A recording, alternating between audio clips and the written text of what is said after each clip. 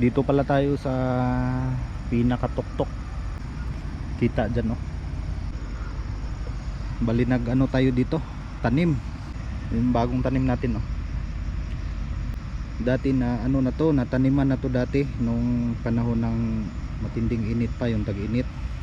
Mga April or May ata yun. Nataniman natin yon dito.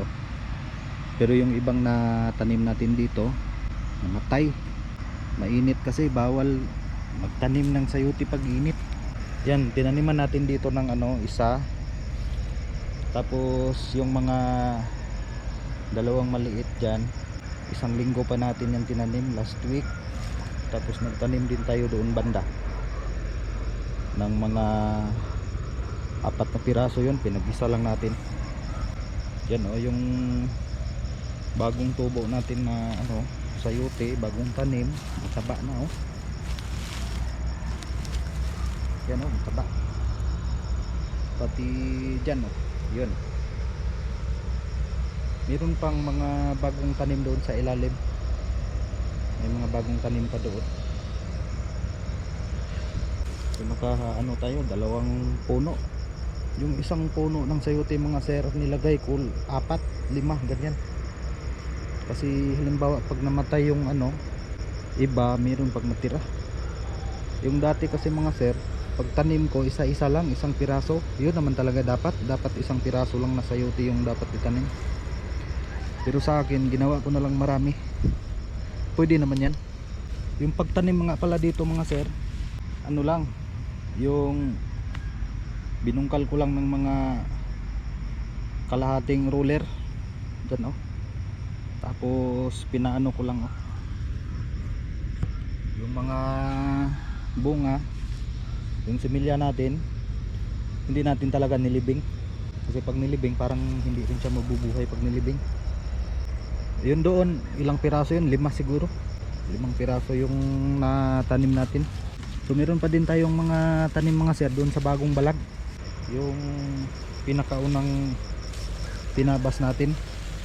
Yung last na tinabas natin mga sir, wala pa ngang balag yun. Wala pa tayong budget pambili ng balag.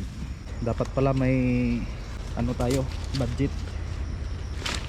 So kapag may ano mga sir, magkapira tayo, magkaroon tayo ng sapat na budget, bibili tayo ng ano, yung pangbalag, yung nylon na numero 7.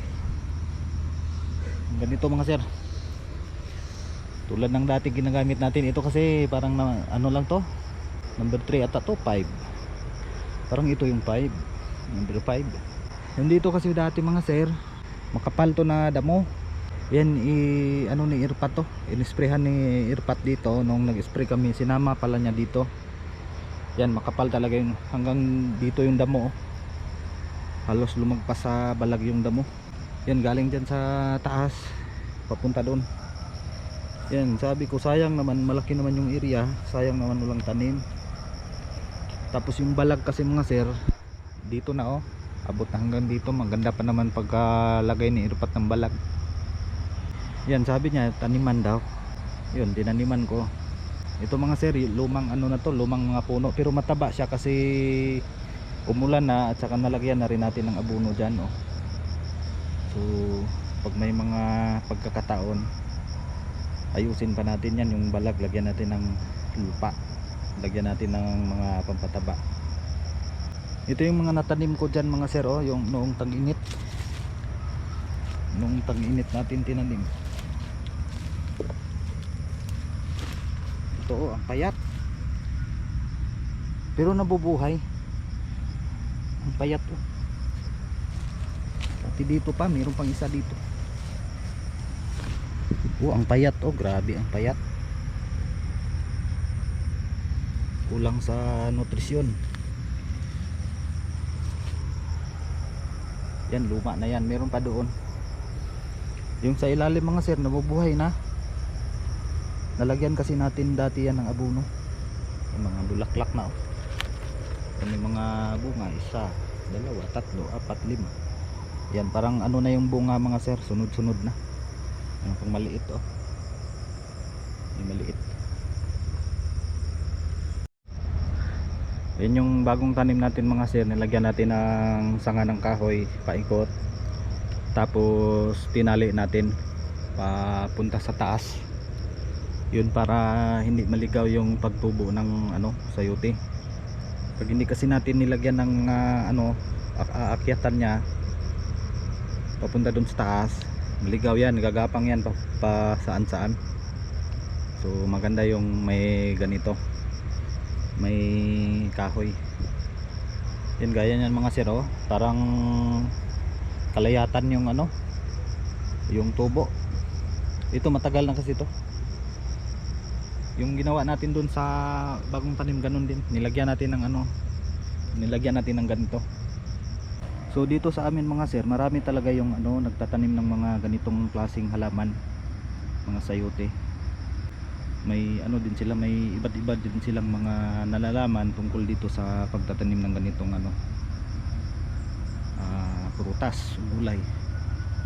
Yung pala mga sir, yung mga halimbawa yung galamay, yan, pag meron na yan mga maraming mga sanga-sanga, wala na yan, ibig sabihin yan matanda na, dapat baguhin, dapat putulin lahat dyan sa ilalim.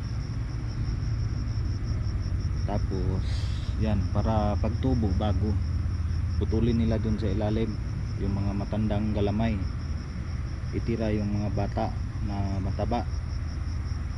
Pero sa akin mga sir, hindi ko na ginawa muna kasi okay lang kung mabubuhay na yung natin, yung mga bagong tanim natin, mabubuhay na yan, may may bunga, pwede na natin to linisan. Yung mga matanda na galamay, tanggalin talaga natin yan, tulad ng ginawa natin doon sa kabila. So yun yung kasi nakita ko sa panonood ko din ng ibang mga video sa YouTube, at saka yung nagtanong-tanong din ako sa mga doon sa mga may talaga may alam, matagal nang nagtatanim ng mga sayote. Yun, sinabihan din ako ng mga nila, yung mga dapat gawin. So napansin ko kasi mga sir dati, kasi ako dito, trabaho ako dito sa ni Erupat, mga mag-apat na buwan na, malapit ng mag-apat na buwan simula nung umuwi tayo galing sa Zamboanga. May mga sanga-sanga dyan mga sir, yung mga galamay na may sanga. Maliban na lang mga sir kung halimbawa galing talaga doon sa ilalim, umakyat yung sanga, nagsanga ng mga isa, okay lang yan. Pero pagdating dito sa taas, halimbawa marami ng mga sanga-sanga, wala yan, mamamatay din yan. At saka yun yung hindi bubunga, dapat tinatanggal pala yung mga ganyan. Halimbawa yung mga ganito mga sir, yan yung ganito mga sir, hindi to bubunga. Pakita ko naman sa inyo yung iba. Yan yung mga pag naglilinis tayo, tinatanggal natin. Ito hindi to bubunga, tanggalin natin. Pakita ko sa inyo, yan yan, wala to. Yan tingnan niyo yung dahon, meron pang isa yung ganito hindi daw to bubunga. Yun din yung napansin natin. Pagsanga, pagkatapos ng magsanga, mamamatay. Pero pag yung mga puno nga diretso talaga mga sir, okay yun, madalas yun bunga, yung diretso walang sanga. Pag may mga sanga kasi mga sir, yung mga ugat, parang ugat sa ilalim, magsipsip ng mga vitamins, mga minerals, mga abono doon sa lupa, yun, hindi makapokus doon sa bunga, kaya napunta sa mga yung mga sanga. Yung tawag nila sir, mga tawag yun, pruning, nagpo-pruning ng sayote. Hindi pala dapat pinarami yung sanga, dapat yung pinarami yung galing talaga sa lupa. Bali, 2 araw tayo lagay ng abono dito sa mga puno. Pero hanggang ngayon hindi pa tayo tapos. So meron pang mga ilang puno na kailangan natin lagyan, no? Yung doon banda sa ilalim na na natin yan, nalagyan na natin. Yung na lang, yung dito na lang gaya niyan, no? Linisan natin yung palibot ng puno, lagyan ng lupa, tapos lagyan natin ng abono. Ganun pa rin yung gagawin natin dito pa, oh. Para matapos na tayo pag lagay ng pampabunga na abono. So yung susunod naman na abunuhan natin yung mga bago nating tanim, yung pinapakita natin kanina. So by next week siguro, kasi bukas may lakad ako. Next week maglagay tayo ng mga abono doon sa maliit na puno, yung mga bagong tanim. Pero yung ilagay natin doon yung pampataba naman. Dito kasi wala talaga, kulang sa nabunuhan na yan, pampabunga. Pero yung mga dahon yellow, gaya doon sa ilalim mga sir, nag-yellow yung mga dahon. Hindi naman siguro yan na sasira sa abono, siguro konti lang naman yung nilagay natin. Then dito mga sir, maraming patay na dahon. Yung mga ganyan mga sir, kailangan natin yan linisan. Kasi pag may bunga na, baka masira kasi yung mga bunga kapag maraming ganyan na mga patay na dahon na nakasabit pa. Kailangan tanggalin natin yan. So yun mga sir, hanggang dito na lang, at maraming salamat sa inyong pagtutok.